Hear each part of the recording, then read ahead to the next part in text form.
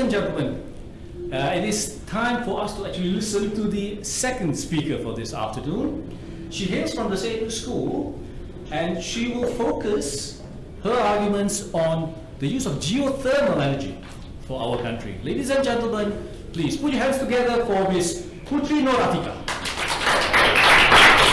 Over to you. Thank you to the moderator. Peace be upon you, Tachahau Banagam. And today my topic is geothermal energy, as everyone knows. Okay.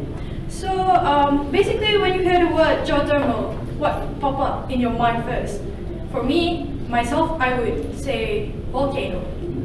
So in our country, basically, we rarely listen about volcano eruption. Not even rarely. It's just we don't even listen about volcanic eruption that happened in our country, and we're lucky to have that. Unlike our neighbor countries such as like Philippines and Indonesia, we seldomly or oftenly hear that volcanic eruption happened to them and they have to evacuate to other places. But do we know that volcano actually such a powerful thing to the entire world itself? So geothermal energy is a heat derived within the subsurface of the earth. Water or steam carry the geothermal energy to the Earth's surface. As we know, water, our planet is 78% filled with water, if I'm not mistaken. And geothermal energy can be used for heating and cooling purposes or be harnessed to generate clean electricity. Okay, there's two ways to capture the geothermal energy. Firstly is geothermal power plant, and secondly is geothermal heat pumps. But the most that we commonly hear is about geothermal power plant. So I'm going to explain a little about geothermal energy in depth.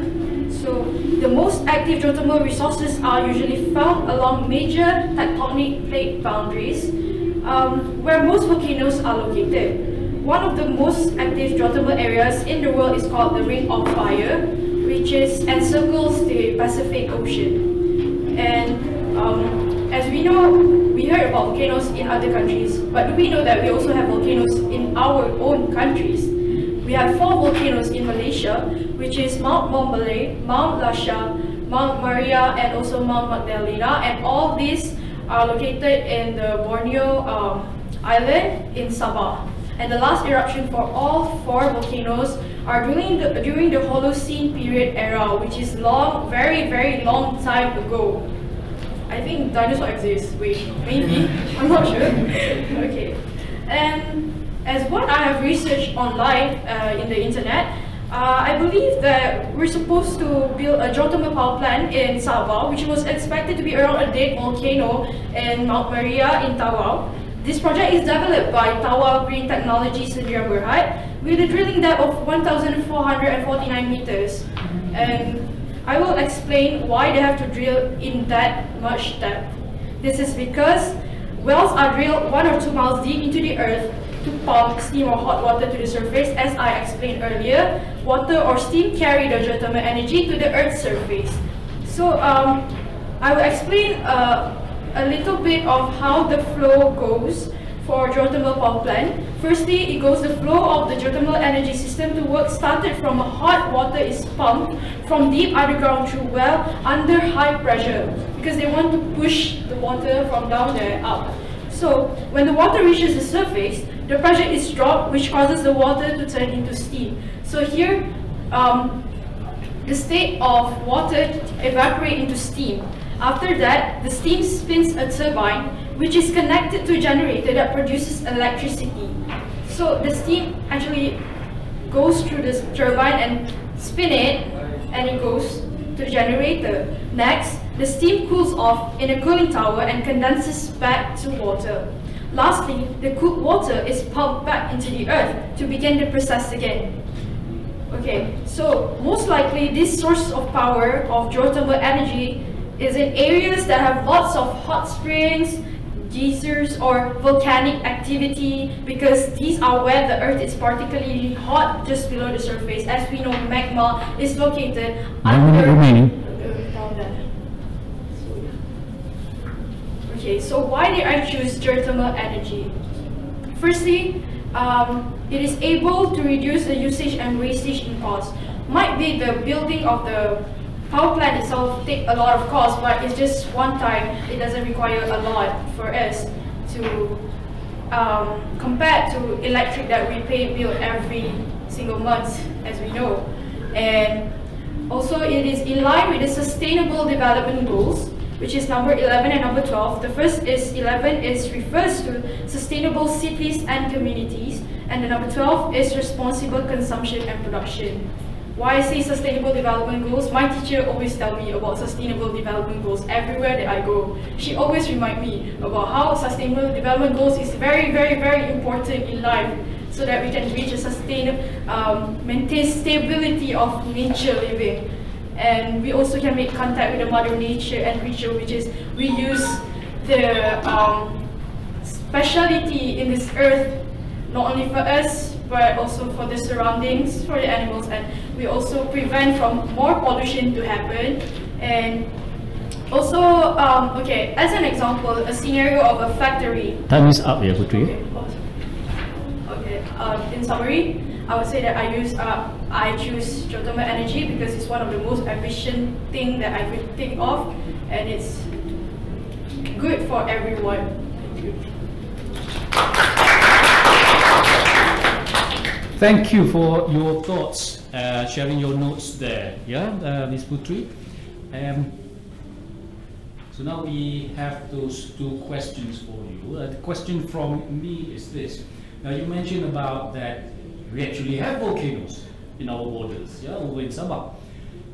Now, assuming that you will probably need very skilled people to run the technology, yeah, how do you think it will change? I mean, imagine, how do you think it will change the socio-economic outlook of the people around the power plant?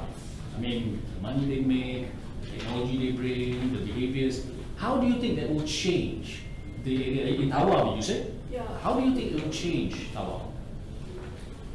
Okay, as we know, Sabah and Sarawak, Borneo mostly, like, most of them are still in rural areas, and they are less exposed to technologies, like unlike us in Kuala Lumpur and Selangor or anywhere, which have more exposure to Wi-Fi and internet, and we can do more research, and they have less than, I mean, like, the connection there is not quite good, because I've been in Sarawak before, which is also nearby. So I believe that if this thing occurs in that location in Tawau, then the social economy would be, the growth will actually pick up in the chart whenever they whereas we can see in a bigger picture where the way of living would be more increased. Like, okay, the people working there, the occupation would be more specific. Like, okay, let's say in medicine field we have surgeon, but then like surgeon inside surgeon we have thoracic cavity surgeon, we have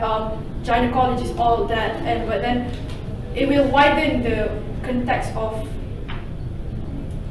occupation there, and it will help to generate more income for the families there. And as we know, population there are much more compared to some of the people living in peninsula itself. Yeah.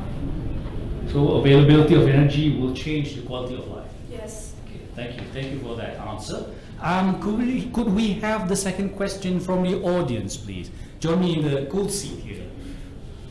Anybody, please?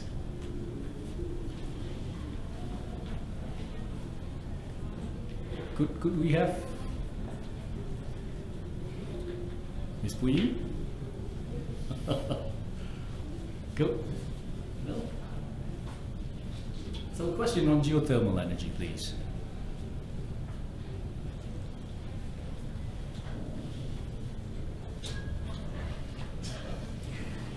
But this is not the time to be shy, you know, it's in the afternoon. Maybe not only on geothermal, right? Sorry? Ah, yes. Sure. So join us. Yes. Please, have a seat. Smart. Have a seat. Sorry. So perhaps you want to introduce yourself, and then... Hello, I'm Puying. So I'm Puying. I'm actually a graduate engineer currently. And my question towards you is, you talk about all good about geothermal energy, So far, have you found anything bad about geothermal energy? You talk about all benefits, but what about the disadvantages? Apart from Malaysia not having geothermal energy, we look at the bigger picture where around the world. Because in Indonesia, actually it's one of the biggest, actually it is the biggest geothermal energy producer in the world. Yeah.